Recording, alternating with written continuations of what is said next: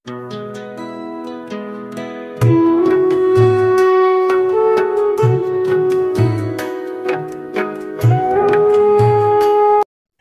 বন্ধুরা, তোমরা সবাই কেমন আছো? আশা করি তোমরা খুব খুব ভালো আছো। আমি ভালো আছি। তো আজকে একটা নতুন ভিডিও নিয়ে চলে এসেছি তোমাদের সঙ্গে শেয়ার করতে। আর আজকে হচ্ছে আমার বর একটা বাজার থেকে পাঙাশ মাছ নিয়ে এসছে। তো সেই পাঙাশ মাছেরই রেসিপি বানাবো আর সেটাই তোমাদের সঙ্গে শেয়ার করব। তো দেখো, এই যে পাঙাশ মাছটা তো বালতির মধ্যে রেখে দিয়েছিল ও। তখন নিয়ে এসেছিলো তখন জ্যান্তই ছিল, আর এখন মরে গেছে। এখন এই যে তুলে আমি মাছটা কেটে নিচ্ছি। তো পাঙাশ মাছটার ওজন প্রায় 1 কিলো 200-300 মতন হবে, ঠিক আছে। তো বাজার থেকে নিয়ে এসে আমাকে বলছে পাঙাশ মাছের কালিয়া করো। তো সেই জন্য এই যে মাছটা আগে কেটে নিই, কেটে নিয়ে তারপরে কিভাবে আমি রান্নাটা করি তোমাদের সঙ্গে শেয়ার করব। আর এদিকে দেখো আমার মাছটা কাটা হয়ে গেছে। এরপর মাছের টুকরোগুলো ধুয়ে নেবো। তার আগে এই যে মাছের তেলটা দেখাচ্ছিলাম তোমাদেরকে। আর মাছটা তো খুবই টেস্টি খেতে, কিন্তু মাছটা না প্রচুর ওই যে কাদা, পোকা মাকড়, পুকুরের যেসব নোংরা জিনিস সেই জিনিসগুলো খায়। তো সেই জন্য দেখতে পেলে মাছের তেলটা একবারে কাদায় ভর্তি। তো মাছের তেলটা নেবো না, ঠিক আছে। তো মাছগুলো দেখো ভালো করে ধুয়ে নিচ্ছি। আর জানো তো পাঙাশ মাছ অনেক বড় বড় হয়, 5 কিলো 6 কিলো 7 কিলো 10 কিলো সাইজেরও হয় আর কি। তো এখন দেখো এই যে মাছগুলো ধুয়ে নিচ্ছি তো বটে, এই দেখো মাছের মাথার ভেতরে দেখেছো এত কাদা ঢুকেছে। তো কাদাগুলো এই যে পরিষ্কার করে ধুয়ে নিতে হবে। আমি তো ধুয়ে নিয়ে এখন দেখো কোয়াটারের ভেতরে ঢুকছি। তখনই দেখছি বাবা এই যে এইখানে শুয়ে আছে, দেখতে পাচ্ছ। বাবাই ওই যে কোয়ার্টারের পাশে ঘরগুলো আছে সেই ঘরগুলোর দিকে তাকিয়ে তাকিয়ে দেখছে। আমার ছেলেটা এখন ভাবুক হয়ে গেছে। তো সেই জন্য ভিডিওটা করছিলাম আর তোমাদেরকে দেখালাম সেই জন্য। আর ওদিকে তো ছেলেটা এই যে ভাবুক হয়ে গেছে, আর এইদিকে দেখো ওর বাবা এই যে পোকামাকড় মারার জন্য গাছে ওষুধ দিচ্ছে। তো কয়েকটা বাজার থেকে গাছও নিয়ে এসছে, বেগুন গাছ, লঙ্কা গাছ এসব নিয়ে এসছে, আর সেইগুলো এই যে লাগিয়েও দিয়েছে। তো সেই জন্য সব গাছগুলো এই যে পোকা মারার ওষুধগুলো দিয়ে দিচ্ছে। আর এই দেখো মাছগুলো তো কেটেছিলাম তখন আর তোমাদেরকে দেখানো হয়নি। তো মাছগুলো ভালো করে ধুয়ে নিয়েছি। ধুয়ে নিয়ে কিছু মাছ ফ্রিজে রেখে দিয়েছি, আর কিছু মাছ এই যে রান্না করব।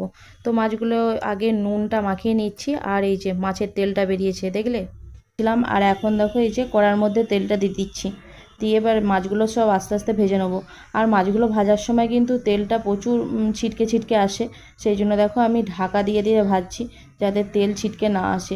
আর এই সব মাছগুলো এত তেল ছিটকে আসবে গায়ে তেল পড়বে, সেই জন্য। আর মাছের ওপরে হলুদটা দিয়ে দিয়েছি, দিয়ে এই যে মাছগুলো ভাজা হয়ে গেছে। তো দেখতে পাচ্ছ কিছু মাছ ভাজা হয়েছে আর কিছু মাছ ভাজছি। আর মাছগুলো ভাজার সময় অবশ্যই এই যে লো ফ্লেমে মাছগুলো ভেজে নিতে হবে, নাহলে আবার মাছগুলো কাঁচা থাকবে। মাছগুলো কিন্তু একটু ভালো করে ভাজতে হবে। তো এই যে ভেজে ওইখানে তো ভাজা হচ্ছে, আর এদিকে দেখো আমি মাছের কালিয়া করার জন্য যেসব আদা রসুন, হ্যাঁ, তারপর টমেটো পেঁয়াজ এইগুলো সব একসঙ্গে বেটে নিচ্ছি শিলনোড়ায়। তো এদিকে আমি বেটে নিই, আর ওদিকে আমার মাছটা ভাজাও হয়ে যাবে, ঠিক আছে। তো চলো। আর ওদিকে তো বাটা হয়ে গেছে, আর এদিকে দেখো যে মাছ ভাজার তেলটা বেরিয়েছে সেই মাছ ভাজার তেলটাতেই মাছের কালিয়াটা করে নেবো। তো প্রথমে দেখো লঙ্কা, এলাচ, লবঙ্গ দিয়ে দিয়েছি। দিয়ে দেওয়ার পর এখন দেখো হলুদ গুঁড়ো, জিরে গুঁড়ো, লঙ্কা গুঁড়ো দিয়ে দিচ্ছি, আর দিয়ে দিচ্ছি এই যে বাটাটা, মানে টমেটো পেঁয়াজ আদা রসুন বাটাটা আর কি।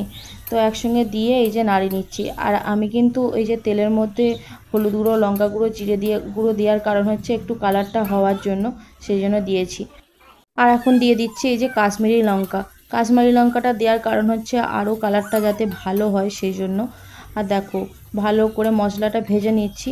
আর মশলার ওপর থেকে হালকা হালকা তেল বেরোবে যখন, তখনই কিন্তু আমি জলটা ঢেলে দেবো, ঠিক আছে। তো এখন দেখো এই যে নাড়িয়ে নিচ্ছি। আর মশলাটা ভাজার সময় কিন্তু আমি একবারই লো ফ্লেমে রেখে দিয়েছি গ্যাসটা। তো ভাজা তো প্রায় হয়েই গেছে। এখন দেখো এই যে জলটা হালকা করে দিয়ে দিলাম। তো দেওয়ার পর একটুখানি ফুটে যাক জলটা, তারপরে আমি মাছগুলো ছেড়ে দেবো এর মধ্যে। তো এখন দেখো এই যে ভোল্টেজটা বাড়িয়ে দিয়েছি। তো জলটা একটু গরম হয়ে যাক।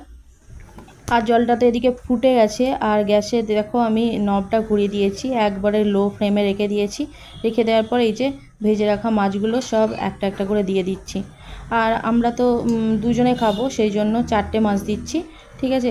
আর বাদবাকি ভাজা রেখে দিচ্ছি। আর বাবাই তো মাছের কালিয়াটা খেতে পারবে না, ঝাল হয়েছে, মানে লঙ্কা দিয়েছি আর কি। তো খেতে পারবে না বলে মা বাবার জন্য ভাজাই রেখে দিচ্ছি। আর এদিকে দেখো মাছের কালিয়াটা দেখেছো কি সুন্দর, তাই না। আর নুনটা তো তখন দেওয়া হয়নি, এই যে নুনটা এর ওপর হালকা করে ছড়িয়ে দিচ্ছি। ঠিক আছে। তো এই দেখো, দেখছো কি সুন্দর কালারটা এসে গেছে। তো দেখো আমার তো মাছের কালিয়াটা তো হয়ে গেছে, আমি গ্যাসটা অফও করে দিয়েছি। আর এখন দেখো নামিয়ে নেব। দেখো কি সুন্দর হয়েছে না, আর ব্যাপক টেস্টি হয়েছিল খেতে। আর এর ওপরে যদি একটু ধনেপাতা পড়তো আরও টেস্টি টেস্টি খেতে হতো। তো বাড়িতে তো নেই ধনেপাতা, দেওয়া হয়নি, তো ধনেপাতা দিলে আরও ভালো হতো। আর এই দেখো আমি নামিয়ে নিয়েছি মাছের কালিয়া। তো দেখতে পাচ্ছ কি সুন্দর কালারটা হয়েছে, তাই না? আমার তো ব্যাপকই লেগেছে, কি বলবো আর। আর এখন দেখো আমি স্নান করে এই যে খেতে চলে এসেছি। আর ওর বাবা আর বাবায়ের দুজনেরই খাওয়া হয়ে গেছে, ওরা এখন ঘুমিয়ে পড়েছে। আর এখন দেখো আমি এই যে মাছের মাথাটা নিয়ে বসে পড়েছি। তো দেখো আজকে কি কি রান্না হয়েছে দেখো। আজকে পুঁই শাকের ঘন্ট করেছি, পটল ভাজা, উচ্ছে ভাজা, আর মাছের তেলটা ছিল, আর ওই যে মাছের কালিয়াটা। তো চলো ভাতটা আমি খেয়ে নিই দুপুরে। আর এখন বাজছে 2:10, দেখতেই পাচ্ছ ঘড়িতে বাজছে। তো চলো আর ভিডিওটা বড় করবো না, এখানে শেষ করছি। Tata bye bye. কালকে একটা নতুন ভিডিও নিয়ে চলে আসবো তোমাদের সঙ্গে শেয়ার করতে। আর ভিডিওটা ভালো লাগলে অবশ্যই লাইক শেয়ার কমেন্ট করে জানাবে কেমন হয়েছে মাছের কালিয়াটা। তো চলো টাটা বাই বাই।